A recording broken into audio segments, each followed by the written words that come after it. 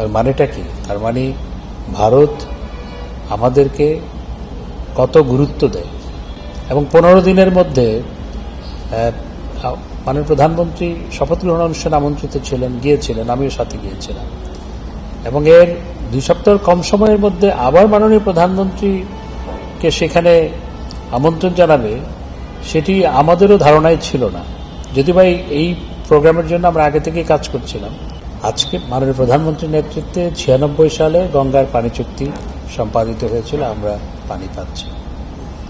এবং ভারতে অত্যন্ত আন্তরিকতাপূর্ণ পরিবেশে, হৃদ্যতাপূর্ণ পরিবেশে আলাপ আলোচনা হয়েছে। এটি একটি অত্যন্ত সফল সফর ছিল। এবং সবচেয়ে বড় কথা হচ্ছে, শ্রী নরেন্দ্র মোদী তৃতীয়বার সরকার গঠন করার পর বাংলাদেশের মাননীয় প্রধানমন্ত্রী হচ্ছেন প্রথম সরকার প্রধান কোনো দেশের যাকে ভারতবর্ষে আমন্ত্রণ জানানো হয়েছে।